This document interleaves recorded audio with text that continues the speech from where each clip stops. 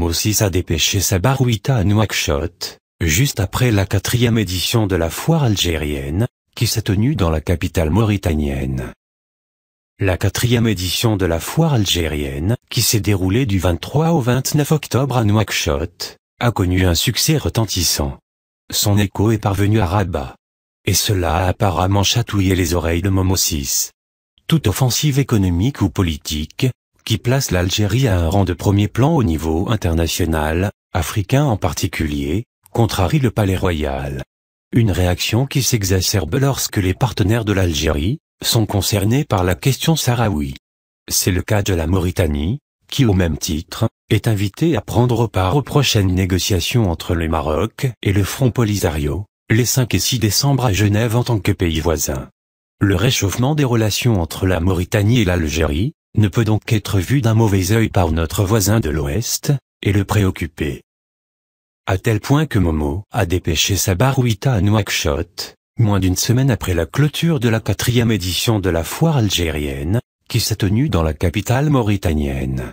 Il est clair que l'évolution des relations algéro-mauritaniennes a précipité cette visite, et poussé le Maroc à court-circuiter en vain son rival traditionnel, qu'est l'Algérie, a affirmé le journaliste mauritanien Emamedine Oudamadou, cité par Algérie Patriotique.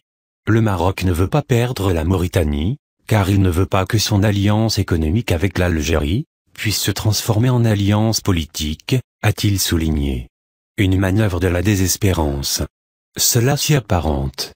Si l'on comptabilise tous les échecs cuisants qu'ont connus les manigances de la diplomatie marocaine. Celle qui était destinée à faire capoter le méga-projet de gazoduc entre l'Algérie et le Nigeria, qui a failli être enterré et remplacé par un autre, reliant le Maroc et le Nigeria.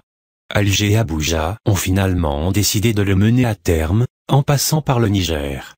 Il en fut de même pour les pourparlers de paix intermaliens, pilotés par l'Algérie sous l'égide de l'ONU, que le roi du Maroc a tenté de court-circuiter, en se lançant en février 2014, dans une tournée africaine ultra médiatisée. Le Maroc entend disputer à l'Algérie, son rival historique, son rôle de médiateur traditionnel entre le pouvoir de Bamako et les rebelles touaregs. C'est à Alger qu'ont été conclus divers accords de paix, avec de précédentes rébellions dans les années 1990 et 2000, avait écrit la presse marocaine. Que dire de son adhésion à l'Union africaine, qui n'avait d'autre objectif que d'embouter la République sahraoui, et de parachever l'annexion du Sahara occidental. Ce qui lui aurait permis de faire coup double, abattre l'Algérie, qui constitue un de ses piliers. De sournois desseins, des fantasmes, qui ont mené la diplomatie marocaine de déconfiture en déconfiture. La visite de Sabarouita à Nouakchott connaîtra vraisemblablement le même triste sort. Pauvre royaume.